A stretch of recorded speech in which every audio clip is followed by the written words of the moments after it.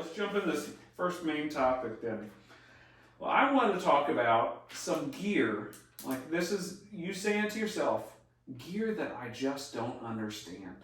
Not that I don't understand like how it works or why it works, but I just don't understand why people are so in love with this gear.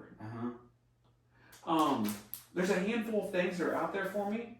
Obviously modelers. Okay. That's a touchy subject. It's touchy. We just took We're gonna get canceled. half the people out. But modelers are one of those things for me. I just don't understand why we need to do that. I also there's a ton of stuff out there. There's tons of amps out there. But is there any gear that spikes for you? Is that I just don't understand why people are so like crazy about this gear. For me, it's a lot of these like. For me, I'm probably more of a traditionalist when it comes to guitars. So I look at some of these guitar styles and things that are out there that people are absolutely crazy for, and I'm just kind of, I'm open to new styles and new cuts of guitars, but some of them are just god awful. I mean, they're just really, really bad. And I just can't get into them. Or some of those takes that are like the parallel access that Fender does sometimes. Yeah.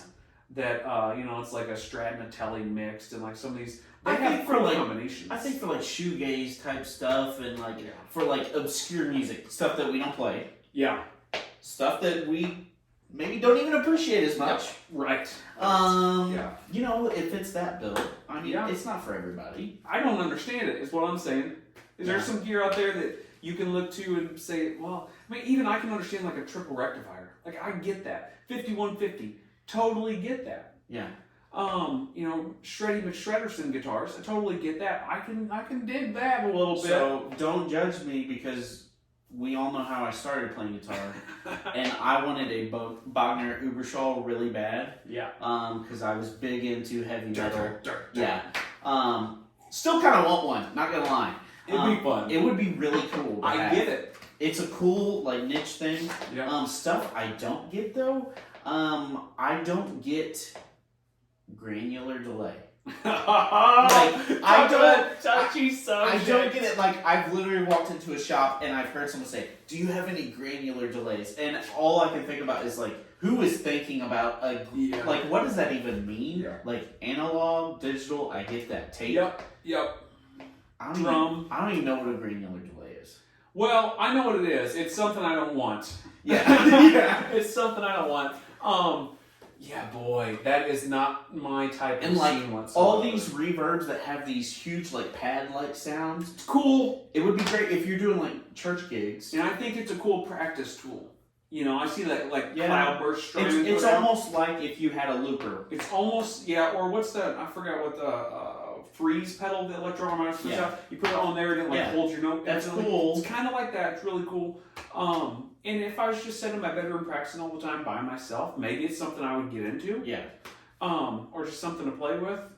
But yeah, to have that as like, oh, this is my main reverb pedal and like granular reverbs. I don't, like you said, I think there's just terms that people are making up at this point. And I don't even think they have a place in, especially in the live world. Like studio, I get it. Like you're trying to make these huge sounds, you want that wall of sound that Lex talks about. Sometimes. Like, that makes sense, but for a normal, run-of-the-mill person... Yeah, I mean, I don't, you gotta go play taking care of business at the bar. Yeah. You gonna turn on your granular reverb? No. You might not even turn on this reverb. Right. What's going on. Yeah, a lot of places you go to, like, I'm turning my reverb down. Yeah. Because I've got, basically, maybe I'm playing too many empty places. Maybe all the places I play are just... It's all the old folks' homes that we go to. Yeah, that's got it. Okay. Yeah. Granular reverbs. That's not our crowd. I don't know if I have, like, in particular, do not understand completely. Like, to me, it would be like having vintage gear, like a tape machine. Mm-hmm.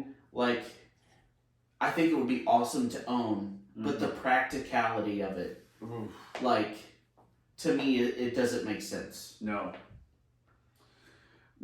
it would. I would love to have it once again for like a studio piece. or for like playing around at home. Like I would love. I say that you have a Marshall, you can never play this out. No. For what you do. 50-watt non-master volume head. I will get to play this out one time every 2 years. Right. To be able to turn it up to where I want to anyway. I'd much rather take a deluxe and be able to turn it up. But yeah, you have that. So maybe I'm overstepping. But also, it's that sound in my head. If that sound in your head is a tape delay, like a vintage tape delay, the one exception I would say to that would be maybe a full tone tape echo. Like it's like $1,000 to $1,200 probably for one of those these days. But they're workable, they're serviceable, they're more new, and I think they're probably pretty comparable to a lot of like EP3s and stuff like that. Yeah. But yeah, some of that stuff's hard to look at. Things I don't understand owning maybe.